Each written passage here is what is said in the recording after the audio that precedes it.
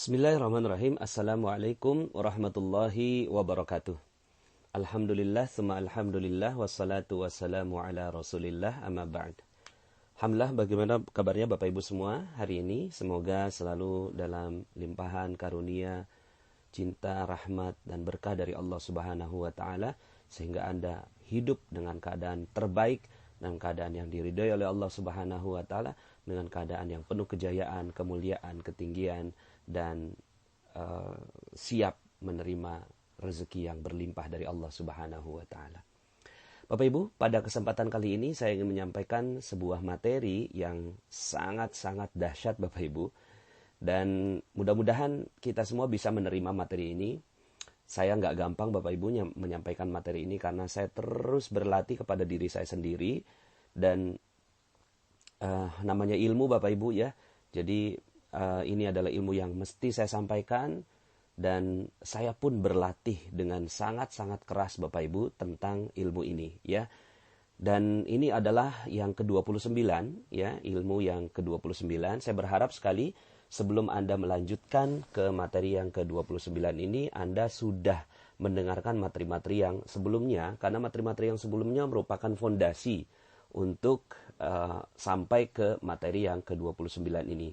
Jadi materi ini adalah materi yang sudah advance Bapak Ibu ya.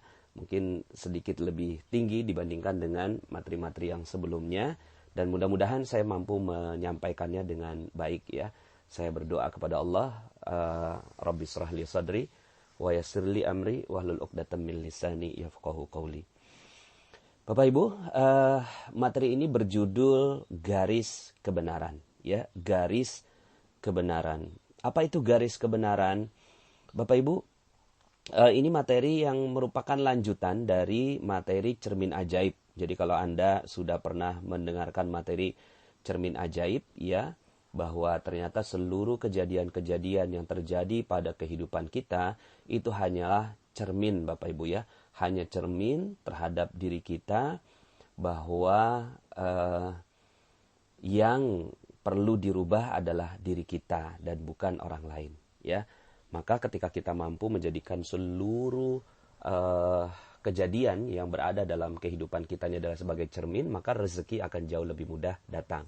Nah, ini kelanjutan dari materi itu ya Bapak Ibu, untuk lebih dalam lagi kepada materi cermin ajaib, dan ini merupakan perisai rezeki Bapak Ibu. Jadi garis kebenaran ini membongkar perisai rezeki. Jadi sudah beberapa perisai-perisai yang saya bahas dalam kesempatan-kesempatan sebelumnya, dan perisai yang saya ingin bahas di kesempatan kali ini halus sekali Bapak Ibu, halus sekali.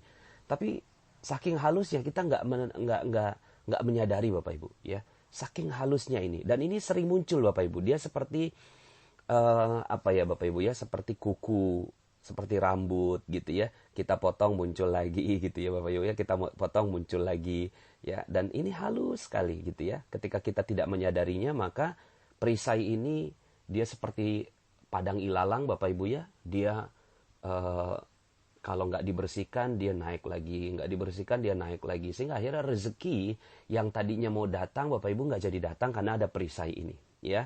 Dan saya kasih judul perisai ini dengan garis kebenaran ya.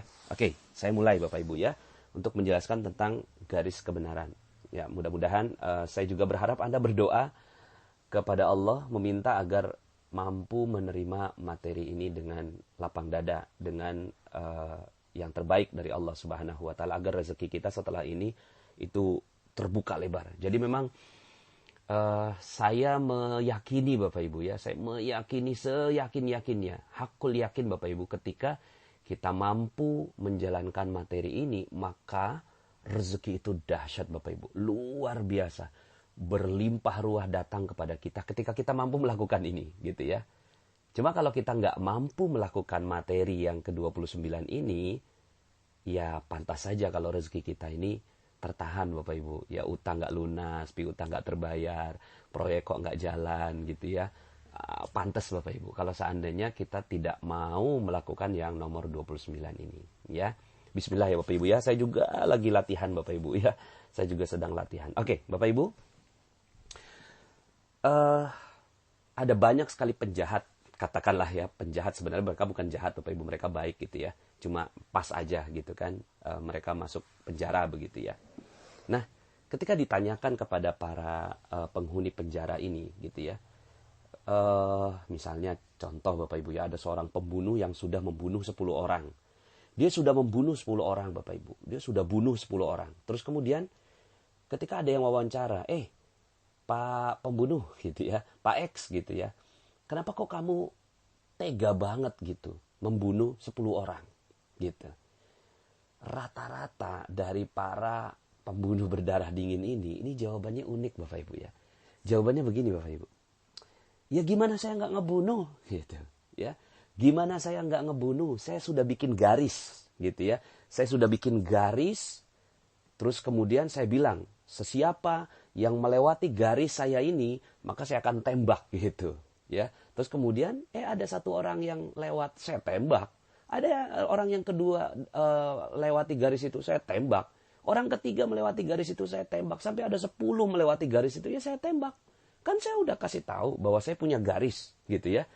Ini garis saya, siapa yang ngelewatin garis saya, maka saya akan tembak. Sekarang pertanyaannya, siapa yang salah gitu.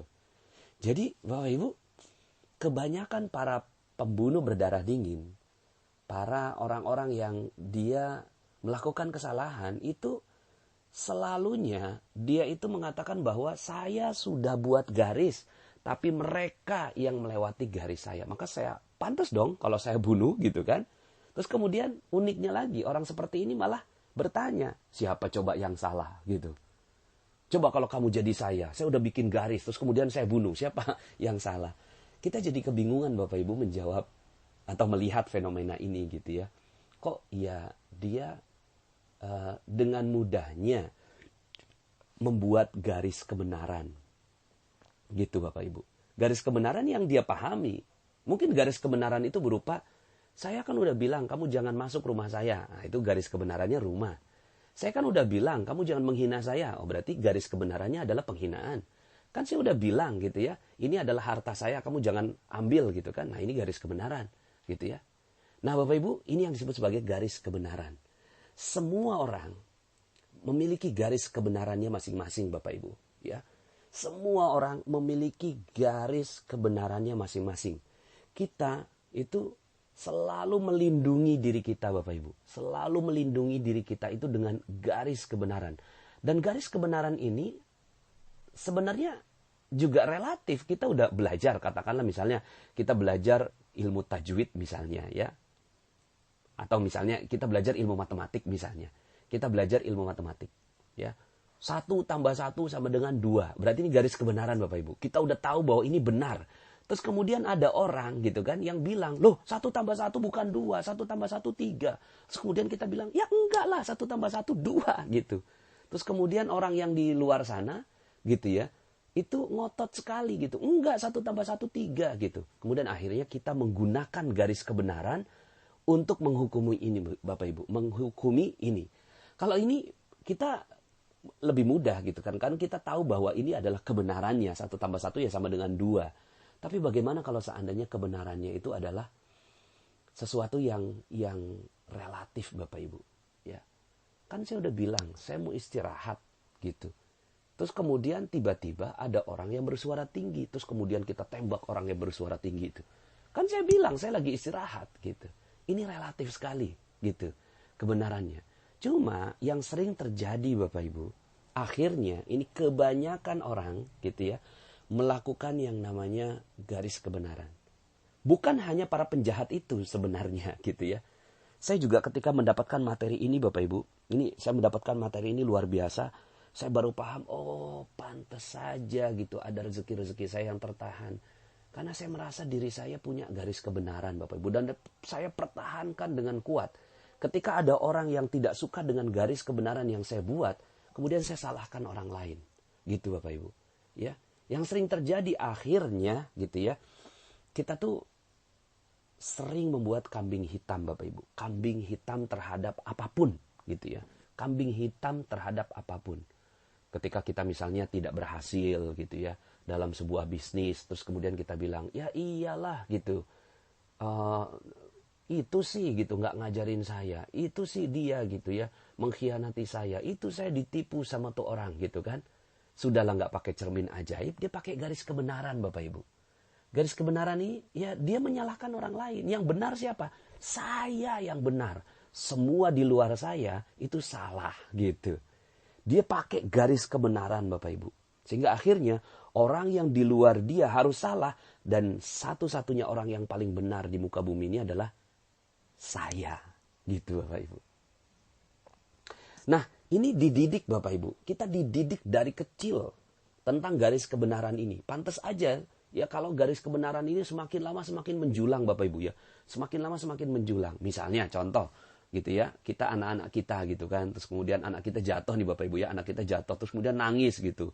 Terus kemudian dia jatuhnya di tangga. Terus kemudian tangganya kita pukul. Nakal ini tangga gitu kan. Tangga ini nakal gitu kan. Iya nih udah biarin mama omelin ini tangganya. Terus kemudian anak kita itu diem Bapak Ibu. Gitu ya. Merasa garis kebenarannya sudah muncul. Bahwa dia yang benar terus kemudian yang salah adalah tangga Bapak Ibu. Nah kita dari kecil seperti itu Bapak Ibu. Ya. Jatuh dari sepeda. Terus kemudian wah ini sepedanya. Iya ini sepedanya yang salah gitu. Sehingga akhirnya setiap ada kejadian kita selalu menggunakan garis kebenaran dan orang lain yang salah. Sehingga akhirnya dengan garis kebenaran ini kita nggak mau bertanggung jawab Bapak Ibu terhadap apapun yang terjadi pada diri kita. Kemudian kita selalu beralasan bahwa ada orang lain yang punya peran terhadap ketidakberesan dalam kehidupan kita. Ya. Kemudian kita selalu merasa benar sendiri Bapak Ibu dengan adanya garis kebenaran ini. Ya. Nah dampaknya Bapak Ibu, dampaknya terhadap garis kebenaran ini akhirnya seluruh masalah-masalah di kehidupan kita, coba perhatikan Bapak Ibu ya, saya juga akhirnya juga meneliti kesalahan-kesalahan saya Bapak Ibu ya.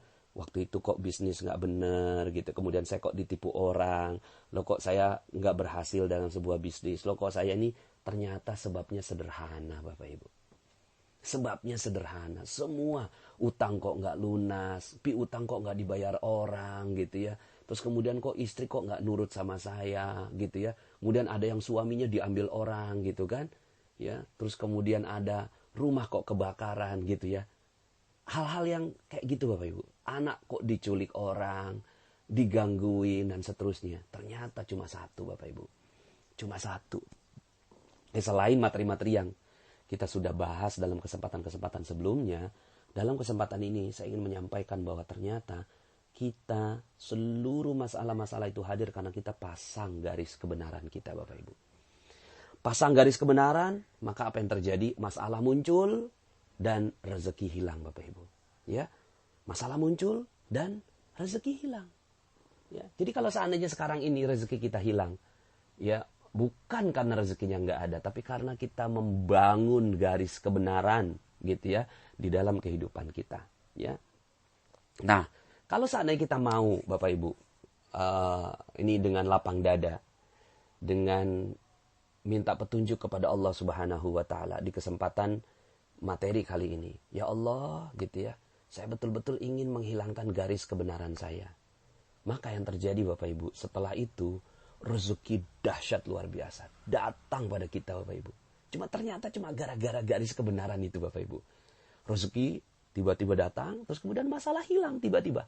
Hush Bapak Ibu, hilang gitu ya. Ketika apa? Ketika kita udah turunkan itu garis kebenaran. Kan garis kebenaran ini ibarat tembok Bapak Ibu. Seperti penjahat tadi, kan saya udah bikin garis.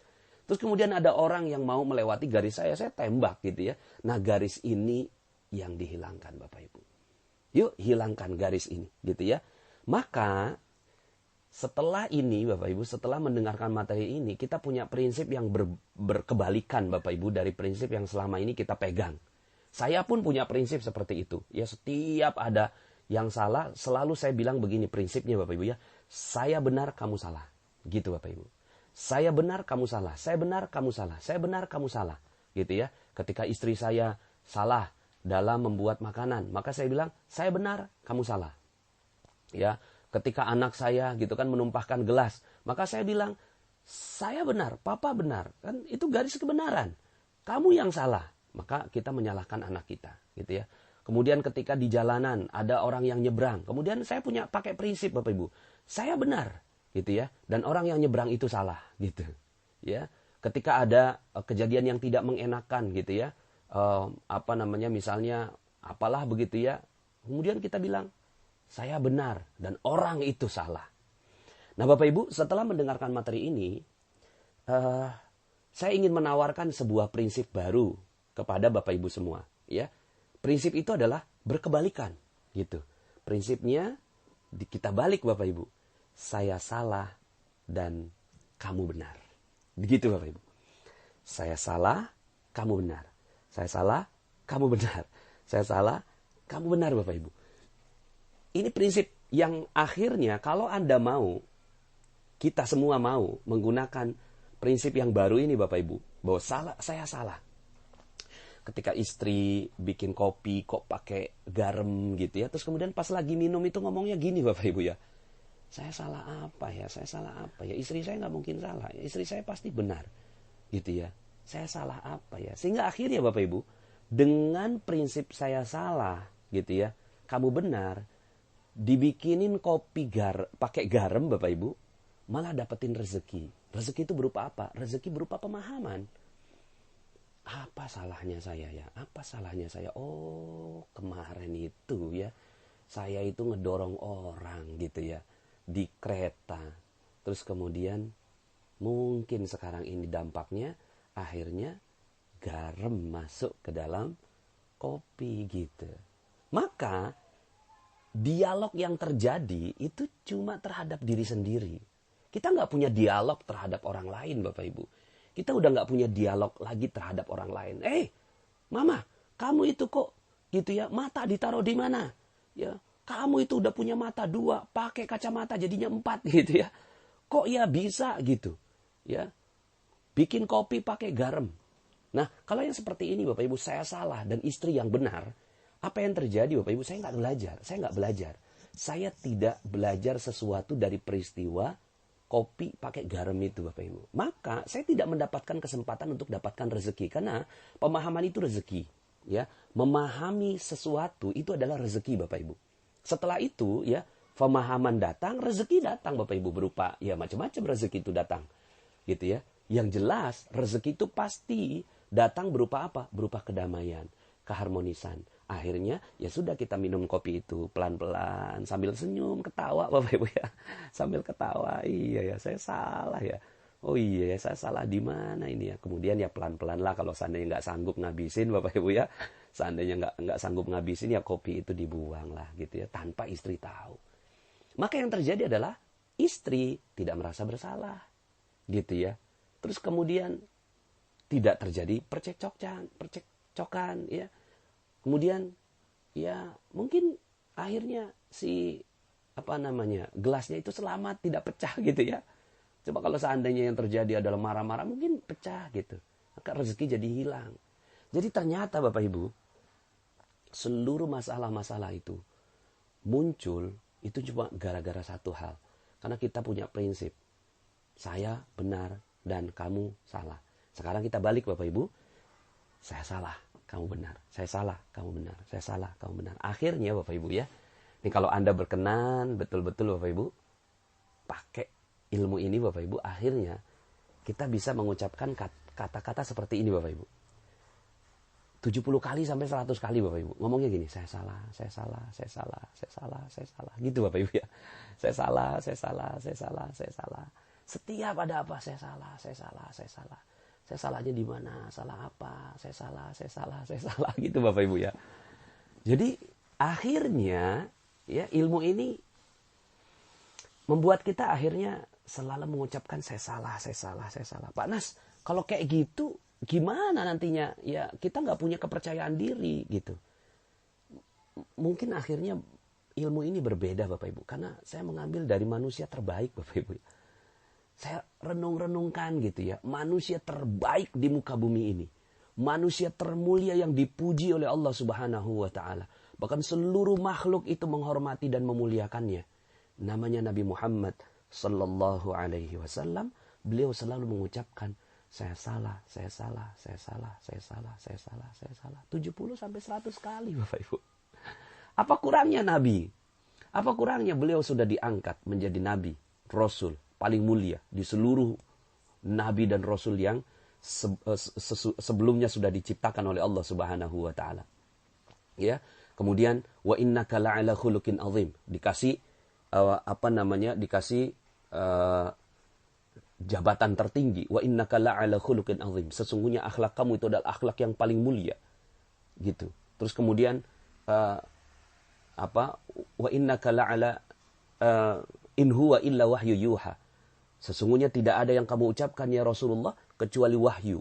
Maka Bapak Ibu, kalau kita yang dapat begitu Bapak Ibu ya, kalau kita yang dapat predikat begitu, dimuliakan di atas malaikat, dimuliakan di atas seluruh manusia yang lain, ya, di atas para nabi dan rasul yang lainnya, terus kemudian akhlak kita yang paling mulia, terus kemudian kata-katanya wahyu Bapak Ibu, terus kemudian ditimpuk orang gitu ya.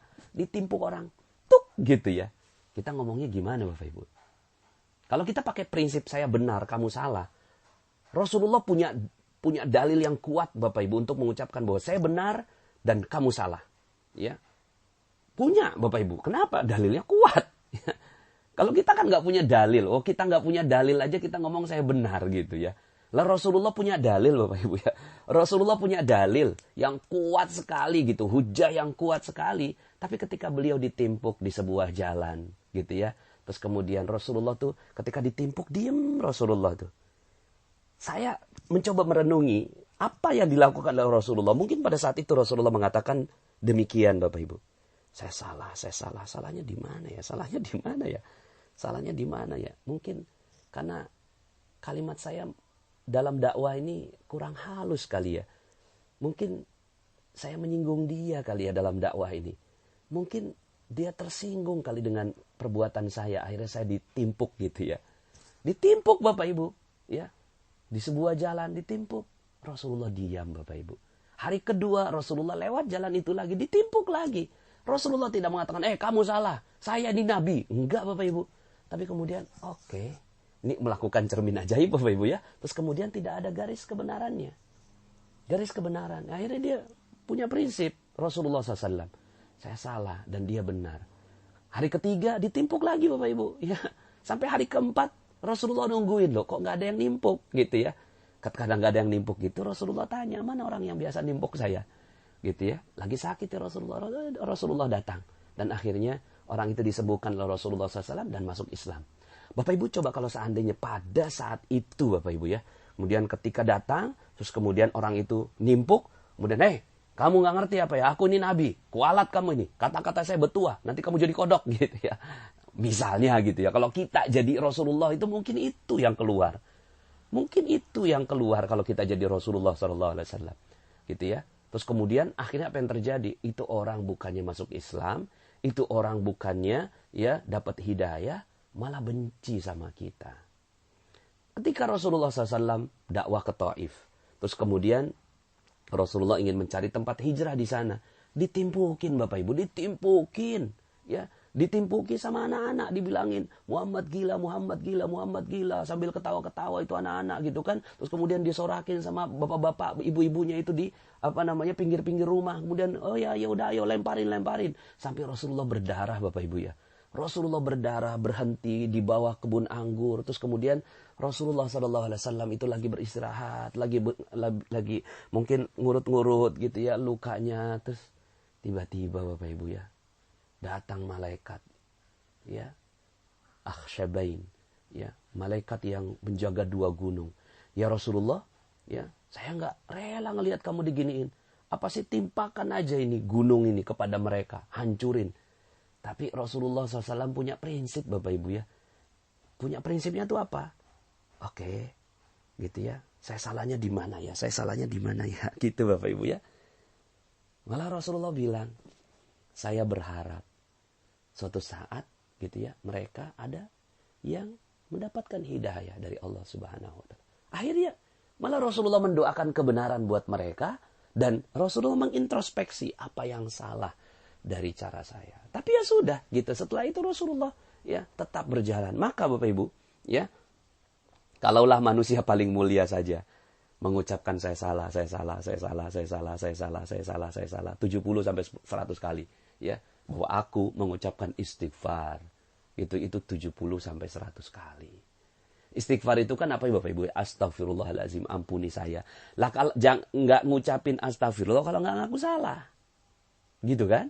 Jadi kita nih ngucapin astagfirullah, tapi ngomongnya gini Bapak Ibu ya.